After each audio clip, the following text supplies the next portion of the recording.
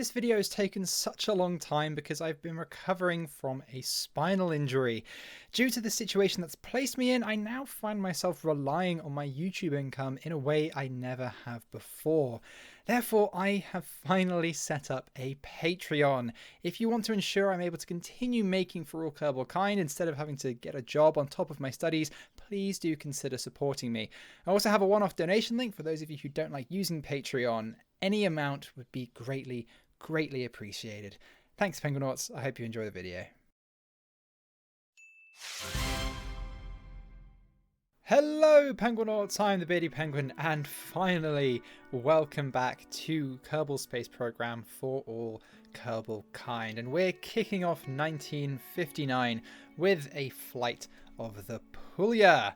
You see here, just over Leninsk in Kazakhstan, although it is currently the Kazakh SSR. Vladimir is going to be taking the Pulya up to 185 kilometers, setting another crude altitude record and completing the penultimate suborbital flight contract. Now, this is the penultimate flight of the Pulya because we want to finish those suborbital flight contracts and then go all in on crewed orbital flight. Yes, this is the episode where we are finally going to launch a Kerbal into orbit of the Earth, and it is going to be truly exceptional. But those pesky Amerikanskis are hot on our heels, so we can't rest on our laurels. This entire episode was pretty much just racing to get the Vostok spacecraft built as quickly as possible. But in the meantime, Vladimir successfully completes his burn and soars up on a suborbital trajectory and gets a truly beautiful view of the Earth below.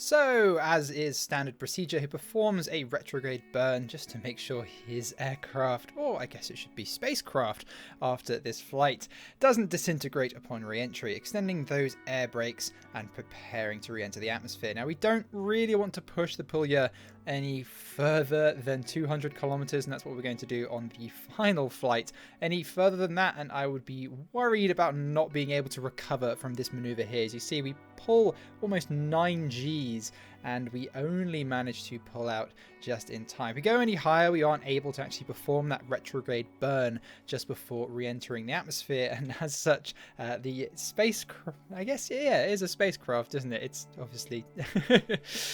It's very easy to call it an aircraft, but it is technically a space plane.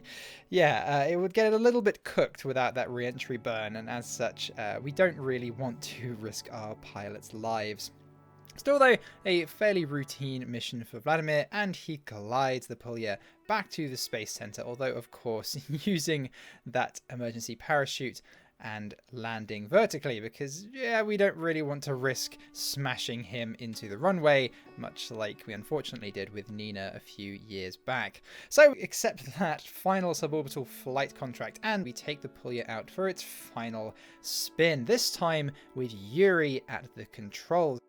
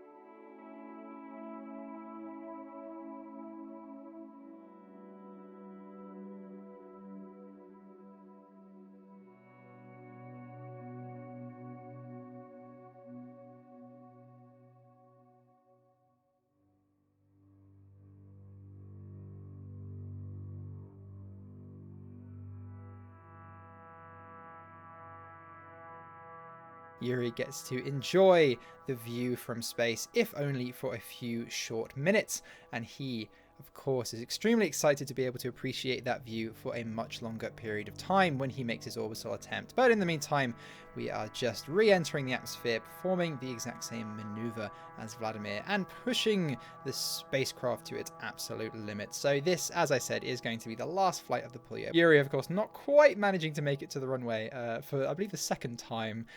Still, clearly, he's not quite as skilled as Vladimir, but he's got it where it counts.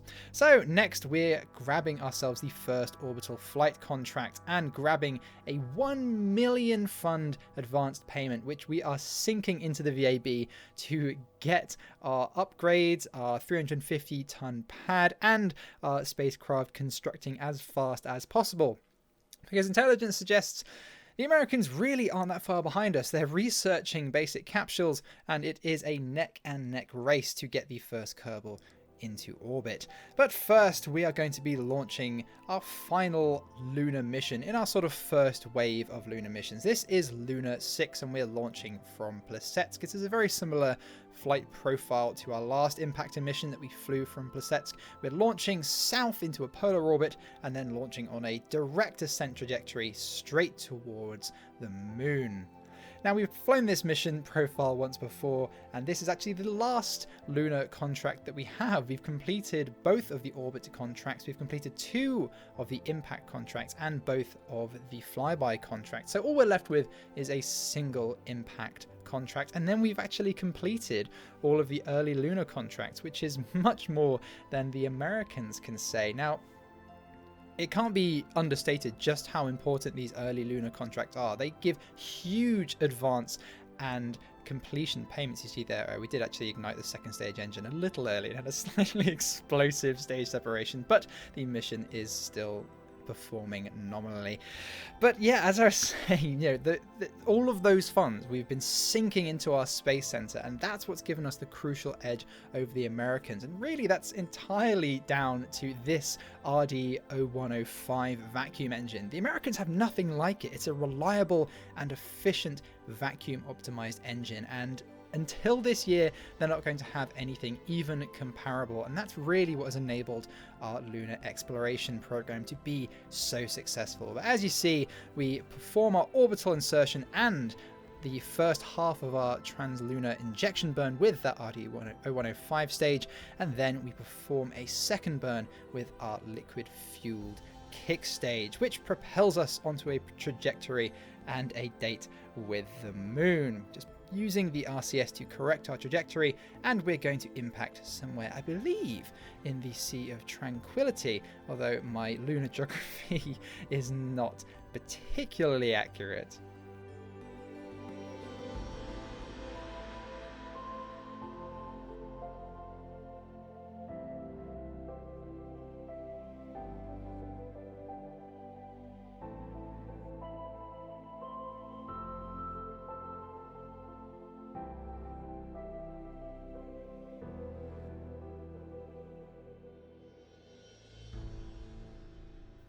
So, having successfully completed the first phase of our lunar exploration, we need another goal to aim for, a propaganda victory, while we're still waiting for our Vostok spacecraft to be constructed. So, we are going to attempt to place the first satellite into a geostationary orbit. Now, this is no mean feat, because of course Baikonur is launching from quite a high latitude, so we have to perform an extremely expensive inclination change, as well as how expensive just geostationary transfer injection burn actually is, and the circularization burn to boot. So of course we have to launch it on an R10 rocket, which is currently the most powerful rocket we are able to launch. Although, yeah, I really don't like this rocket. It's kind of janky, kind of the same way as our R7 was. You see, we only had enough mass budget for the launch pad to have 2 side boosters, which does look a little bit wacky. So it's really just a placeholder until we have a more sophisticated launch vehicle, which we will actually be designing and launching a little bit later in the episode. So you have that to look forward to. Now, we have a very, very tight delta V margin on this mission, so everything has to go absolutely flawlessly. Inclination changes are the single most expensive maneuvers you can perform. However, unfortunately, the RD-211 second stage engine explodes just before we enter orbit, and we aren't quite able to circularize our orbit above the atmosphere. So unfortunately, we have to burn our third stage engine, and that is a problem because of course it only has one ignition, and we aren't burning at the precise point in our orbit that we needed to actually get out into a geostationary orbit. So we're still going to try and achieve a geosynchronous orbit, so an orbit with a period of 24 hours, but we're not going to be able to be stationary over a point on the equator. It's going to be scanning up and down over the Earth's surface. Now, I did say 24-hour orbit. Yeah, I didn't quite read the contract properly. You'd think I would know this, considering it's literally my degree. But yeah, of course, a geosynchronous orbit isn't exactly 24 hours. It's equal to a sidereal day, which is slightly under 24 hours. It's actually the time it takes for the Earth to rotate.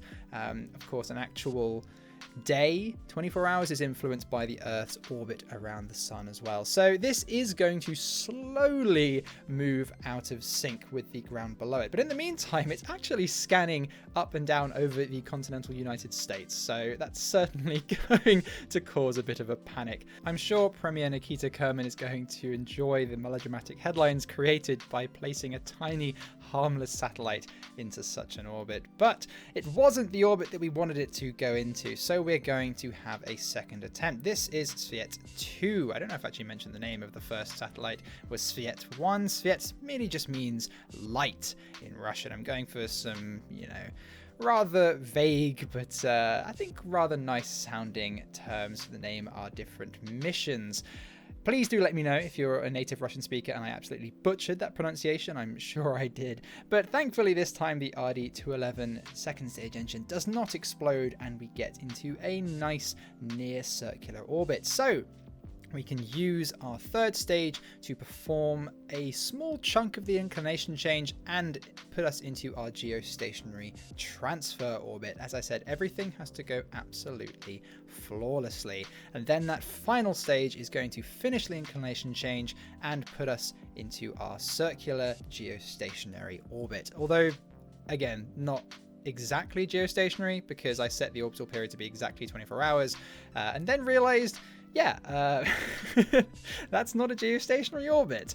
But we still managed to complete the contract, so I'm not too worried. We were within the margin of error, but yeah, still not exactly all that useful. In fact, a geostationary satellite isn't particularly useful to the Soviet Union anyway, because most of the Soviet Union is at rather high latitude. What we really need to be launching are Molniya orbit satellites, although we don't quite have the engines to do that just yet. So using the funds from that contract to begin upgrading our astronaut complex, and then we're grabbing ourselves a few different satellite contracts.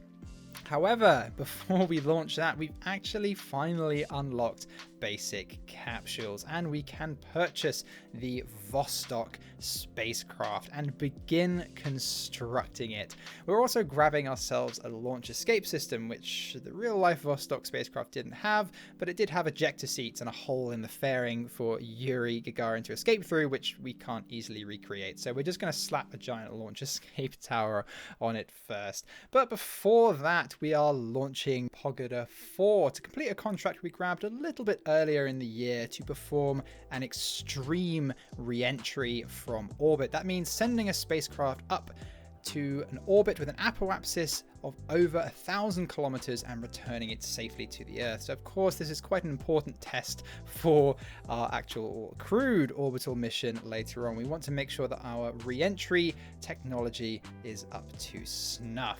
And it does also have a secondary purpose as usual. Military intelligence, we're not going to waste an orbital launch, which is actually returning a capsule. So of course they have taken over the mission and slapped on a photo reconnaissance payload. So this is really very similar to Pogoda 2. It's just a short-term spy, weather satellite. And we're going to take some pictures of the two various Astral Foundation launch sites and see how close they are to achieving orbital crewed flight.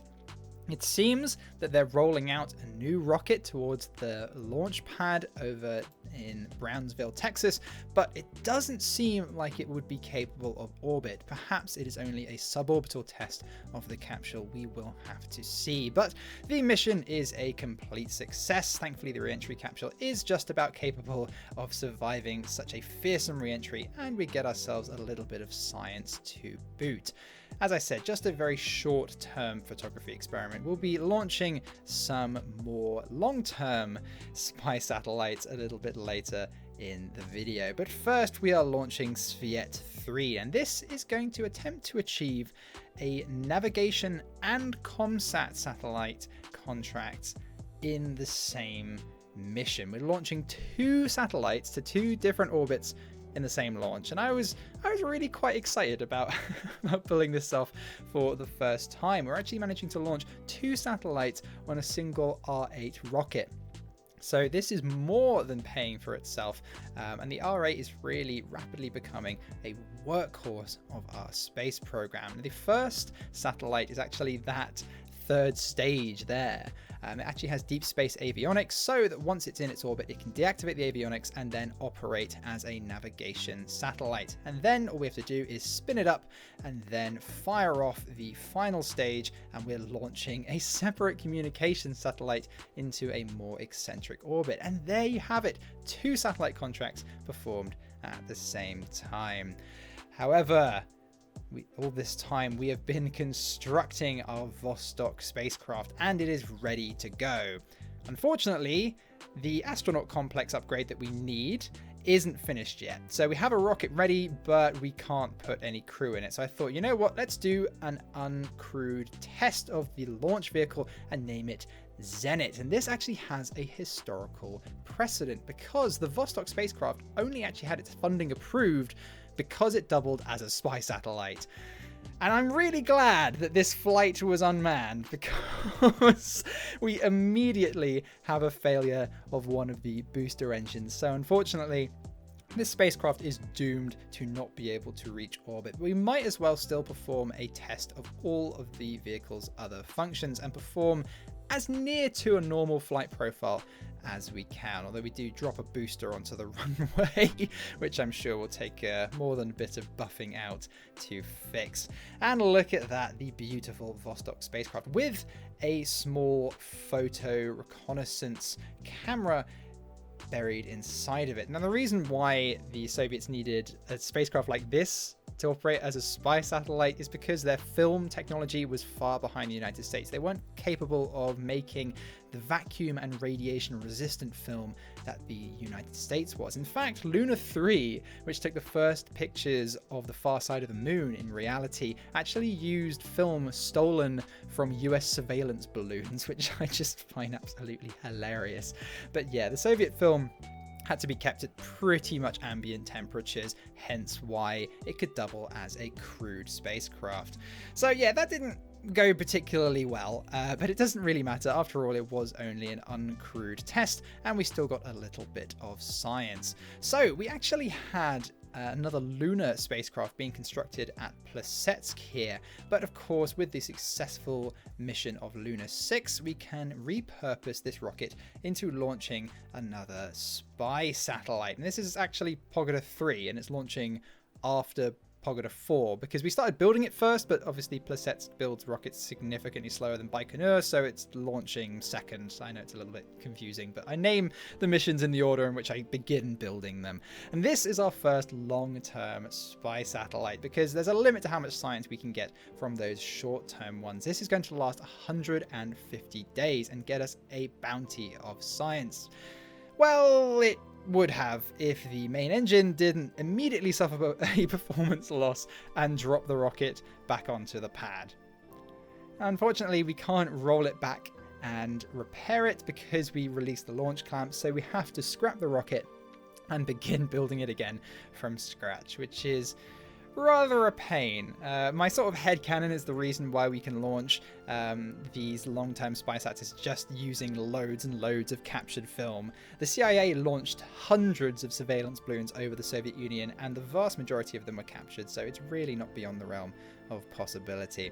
So in the meantime, we're actually unlocking a number of new engines with 1960 orbital rocketry, and we can actually upgrade all of the engines on Vostok 1, as well as giving them extra pre-flight checks to make sure that nothing goes wrong. And the fateful day has arrived. Yuri is going to make his first attempt to be the first Kerbal to reach orbit.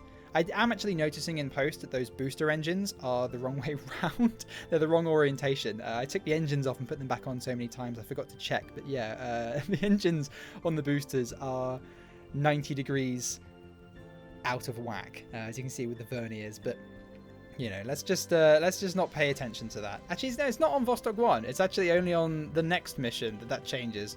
I'm not entirely sure why that is, but I didn't want to go back and re-record it. Unfortunately, though, Vostok 1 is not to reach orbit today. It suffers exactly the same problem as the uncrewed test. We probably should have had a successful uncrewed test before we stuck a Kerbal on the top of this rocket, but the Americans are so hot on our heels, I didn't want to take the risk. I do try to regain control of the vehicle, but unfortunately we rapidly start to lose control and we fire the launch escape system, pulling Yuri away from the failing vehicle and safely back down to the surface of the Earth. He does fly on a suborbital trajectory and manage to complete a small amount of science, taking some photos of the Earth below, but unfortunately this is a little more than a vastly more expensive flight of the Pulya with the trajectory that he ends up traveling on.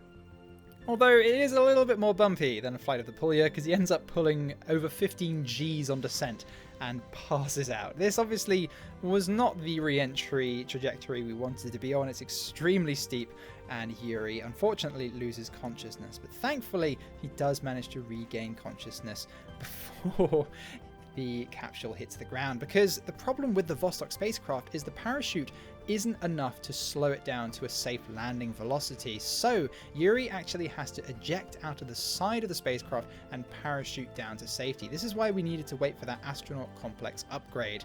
But he regains consciousness, ejects out of the side of the spacecraft, and parachutes down to safety. Once we have the Vostok spacecraft, we'll have some small retro boosters which will fire just before landing and actually slow it down just enough that Yuri, wouldn't break almost every bone in his body if he remained in the spacecraft. But for now, we're going to have to parachute down beside the spacecraft. Yuri is obviously a little disappointed he didn't get to go to orbit today, but recovery teams find him a little shaken, but otherwise unharmed. So, yeah, we were kind of betting a lot on that mission, so we have to grab ourselves a bunch of new contracts in order to rush build Vostok 2. But in the meantime, we receive some truly terrifying news. The Americans have successfully tested their Mercury spacecraft, thankfully only on a suborbital flight, but Eileen Kerman has successfully flown to space and back in the Mercury spacecraft, and it shows that they are mere months away from completing an orbital flight. So everything is resting on Vostok 2.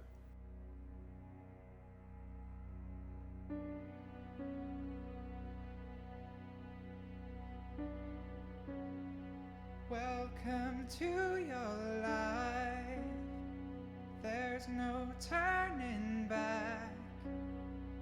Even while we sleep, we will find you acting on your best behavior. Turn your back on Mother Nature. Everybody wants to rule the world.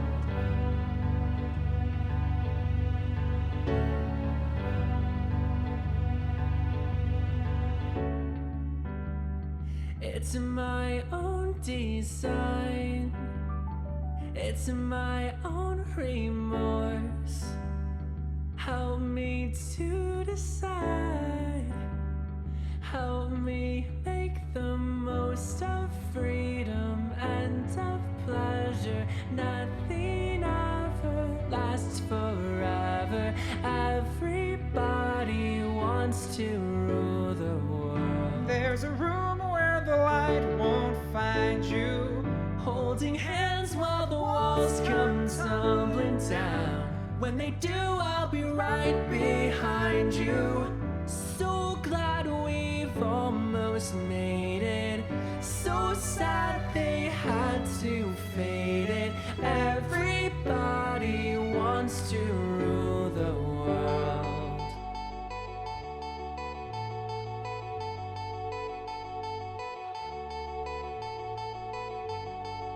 Liga prenolistas neramejir.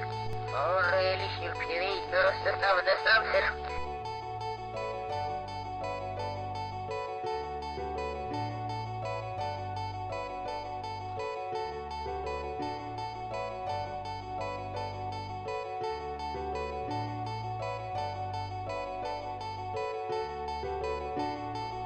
I can't stand this indecision, married with a lack of vision. Everybody wants to rule the world. Say that you'll never, never, never, never need it.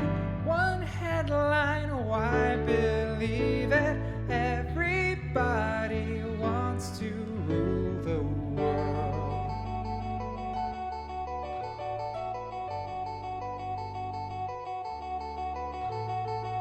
All for freedom and for pleasure. Nothing ever lasts forever. Everybody wants to rule the world.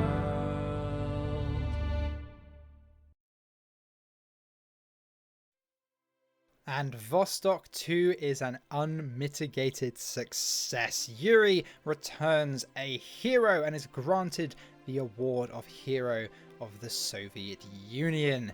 Of course, the official statement is that Vostok 1 was an unmanned suborbital test. We're not going to let slip that we almost killed him, but we're using the huge reward to upgrade the VAB, the tracking station, and build ourselves a 700-ton pad, which will hopefully be ready for next year to complete a rendezvous contract, very similar to Vostok's 3 and 4 in reality, which didn't quite rendezvous but passed within 6.5 kilometers of each other.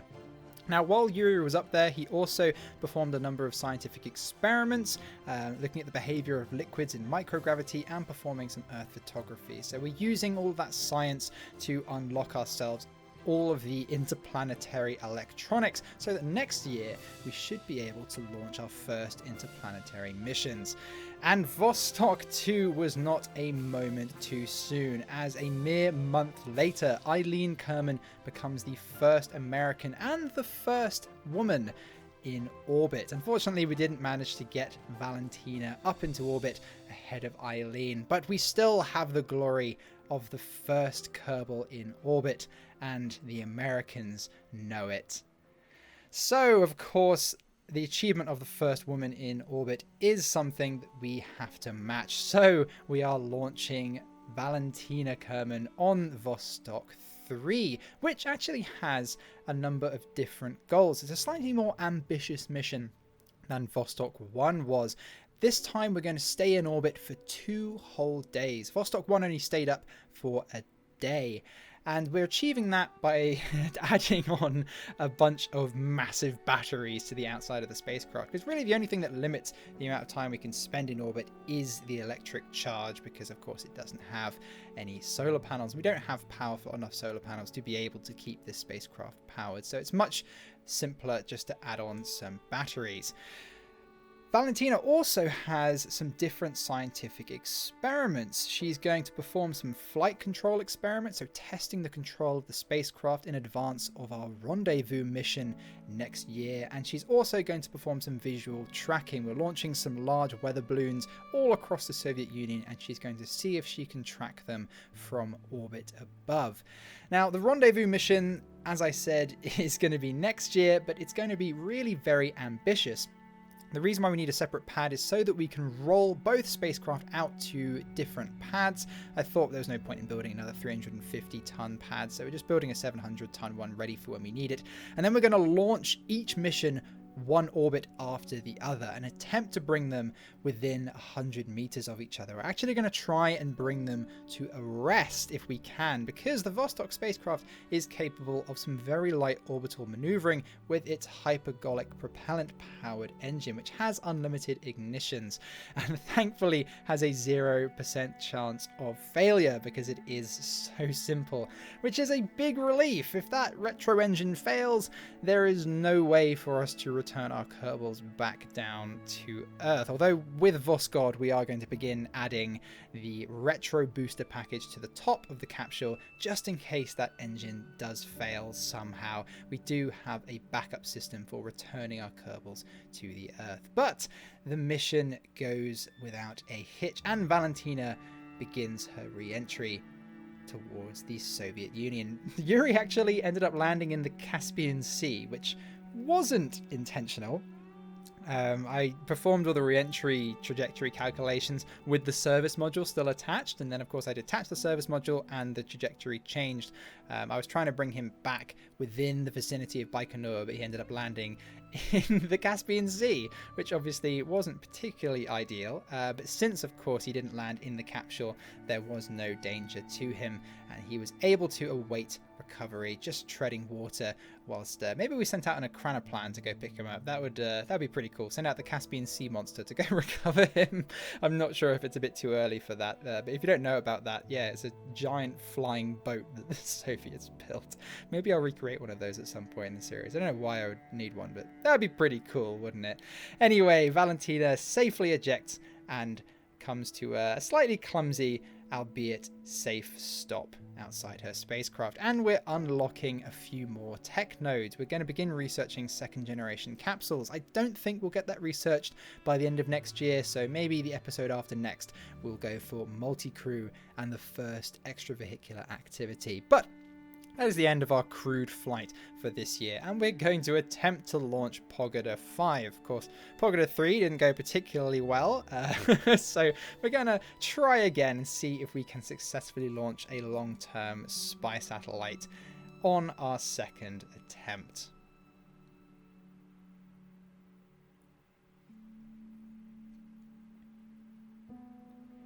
Unfortunately, once again, the mission is not to be. We have an ignition failure on our RD-0109 engine, and this is the same engine we used to put our Vostok spacecraft into orbit. So I'm glad it failed on this mission and not a crewed mission. But of course, our range safety officer destroys the spacecraft just in case it survives re-entry and could be recovered by another nation. We don't want to incriminate ourselves, of course.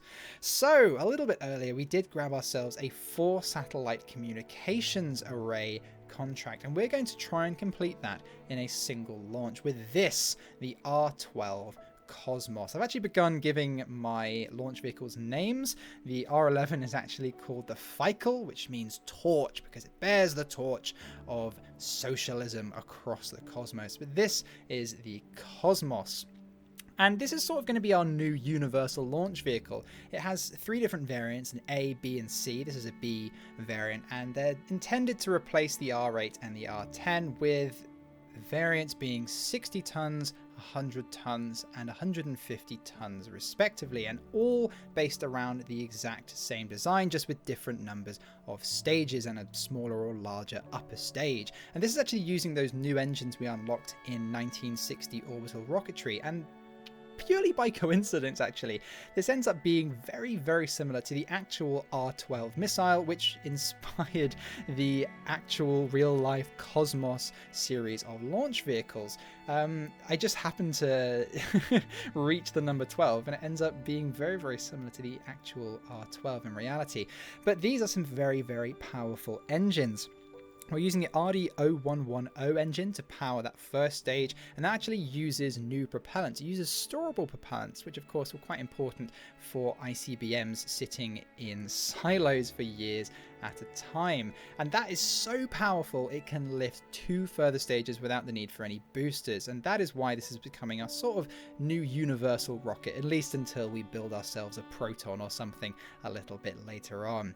Anyway, we're just going to spin up the upper stage and begin begin releasing our satellites one at a time. I'm sure you've seen people create multi-satellite communications networks like this thousands of times, so we're just going to skip through all of these different orbital insertions. We do have some rather specific orbital parameters to reach, but I tried to get every orbit down to 2 hours and 30 minutes so that they stay roughly equidistant from each other and we get universal coverage. You'll notice that each of the different satellites actually looks like Sputnik 3. That's using the procedural probe cores. They're a little bit heavier, but I thought it was worth it. We had the delta V margin and I thought they looked pretty cool. Unfortunately, although we are going to complete the contract, this communications network is not going to be particularly useful. Turns out, yeah, the procedural probe cores are a little bit more power hungry and we didn't slap particularly large solar panels on them. So these satellites are all going to die within about a month. I did intend for them to last a couple of years, but yeah, they're going to be really fairly useless. Although Svet 1 and 2 are still operational, as well as our other communication satellites in lower orbits, so it's not the end of the world, but we are still going to have some areas of blackout. Now, that was our final launch of the year, but at the end of December, the United States launches Explorer 7, which becomes the first American spacecraft to orbit the moon, and in fact even surpasses the Soviet spacecraft that came before it, as it returns the first pictures of the far side of the moon. Now, this is an achievement we are going to have to match in the next episode. Thank you very much for watching, everyone. I do hope you have enjoyed. Please do go check out my second channel, which has launched, if you enjoyed the song in today's episode. And please do go check out my Patreon if you are interested in supporting For All Kerbalkind and ensuring that I am able to continue producing episodes on a bi-weekly basis. Yes, we're going back to videos every other Sunday. So I will see you all in 2 weeks' time. Thank you very much for watching. I have been the Beardy Penguin, and I will see you all next time.